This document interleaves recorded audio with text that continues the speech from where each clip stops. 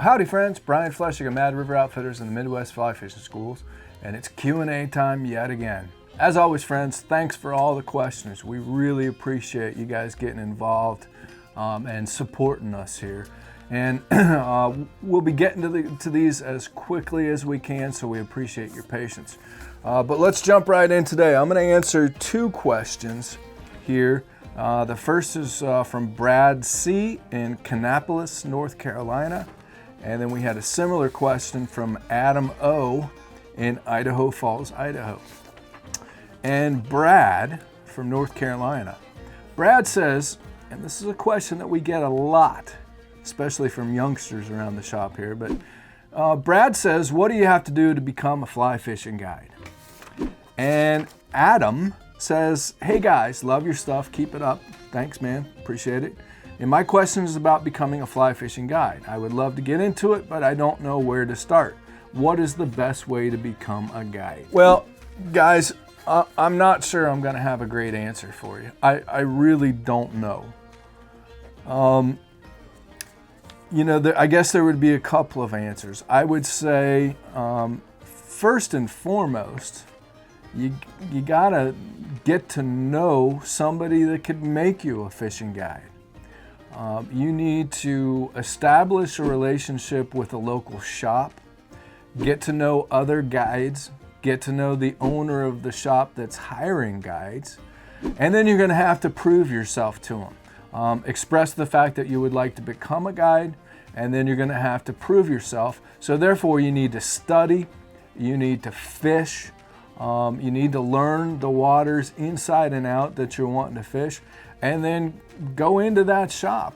Come into Mad River Outfitters and say, hey, I want to be a guide, and how do I go about doing that? Well, we're going to want to see how well you can fish, how well you can teach. I guess that's a big thing. There's a really big difference, and a lot of people don't really realize this. A big difference between being a great angler and being a great teacher. I'm not that great of an angler, but I think my skill is in teaching. And that's what's, I think, made me a pretty good guide over the years. You know, I'll tell you the way I got into it, and this is a true story, and I did exactly that. I was hanging out, it was probably 1988 or 89. And I was hanging out in a fly shop in Cincinnati, and I was probably there 2 to 3 times a week. They could see that I was a student of the sport and that I was addicted to it, dedicated to it. And I had been fishing our local river, the Mad River. I had been fishing there and fishing a lot. And I started noticing that even the owner of the shop would ask me questions about what I've been seeing, what I've been doing, and how the fishing's been and stuff like that. And so there I did all those things. I proved myself to the shop owners and the manager of the store. I became friends with them. I was a regular customer. And then I got to know them and became friends with them. And next thing I know, I was in the shop and he said, hey, would you ever be interested in guiding? He said, we've got some clients that would love to learn more about the Mad River, and we think you'd be perfect for the job. And lo and behold, I became a fishing guide. When you become a guide, a lot of people think that it's just about fishing and it's just about putting people on fish. And what I tell our guides here at the shop is, first and foremost, it's really not about catching the fish. And I know some people are going to disagree with that. But being a good fishing guide, you are first and foremost an entertainer. You are there for 8+ hours, and you are there to entertain and make sure that your clients have an enjoyable experience. That's number one. The fishing part comes second. Yeah, you got to know the hatches, you got to know the right flies, you got to be able to help them with their casts and all of those things. But if they don't have an enjoyable time, the number of fish that they catch isn't going to matter. They're not going to book with you again, okay? Even I've had some great guide trips with customers that have become repeat customers where we didn't catch a single fish. But we had fun, we had an enjoyable day, and the customer learned a lot. So I'm not sure that I've had really any great, there are a couple of guide schools around the country. I think there's a couple out west. There's one, I believe, in North Carolina, in and around maybe like Bryson City down there. I think a friend of ours, Mac Brown, runs a guide school. I mean, that might help you, but it's kind of like going to music school, showing your degree in music. And I know I went to music school and flunked out of music school. Showing your degree in guitar playing is not going to mean anything to anybody. They want to hear you play. Same thing, showing your degree that you graduated from this guide school and they taught you how to make a good sandwich for lunch. That's really not what folks are looking for. They're looking for dedication. They're going to look at your personality, and I think your people skills have as much to do with as much as your fishing skills. So I don't know.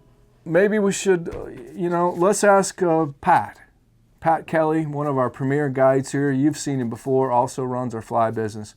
And then we'll ask Ryan Ratliff, our fly tying manager here. You've seen his fly tying videos.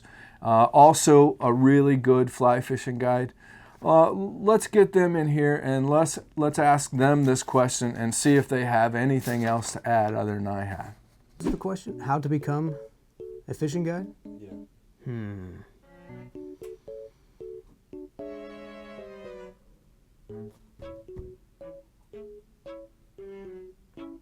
Well, first and foremost, you definitely need to own A River Runs Through It on Blu-ray. Norm, what do you want to be when you grow up? Minister, I guess. What are you gonna be? Professional fly fisherman? There's no such thing. That is, without a doubt, priority number one. You need to own that movie on Blu-ray. Secondly, man, get yourself a lot of Simms hoodies. See, like this. Get some Simms hoodies. Gotta definitely have Simms waders. You definitely need to be able to double haul, like really far, like at least 100 feet. What else? Let's see, you gotta have a bunch of cool stickers on your truck.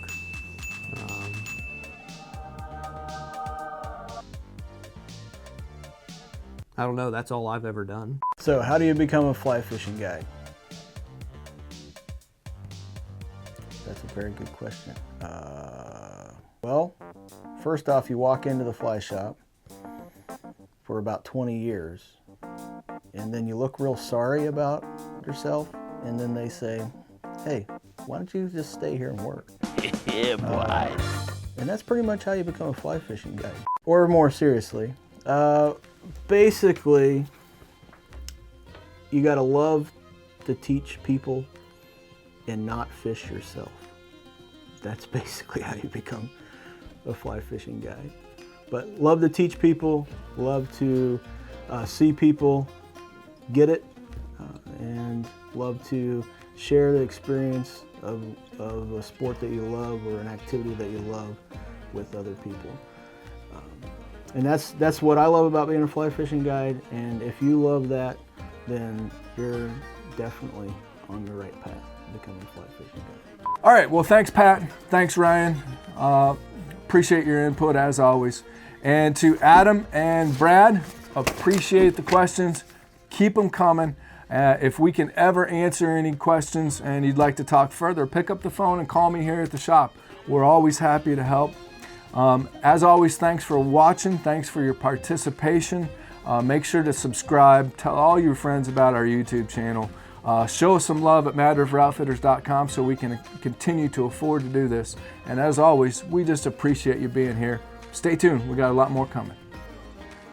If you like this video, hit subscribe. It helps out a lot. And check out these videos. We think you might like them too.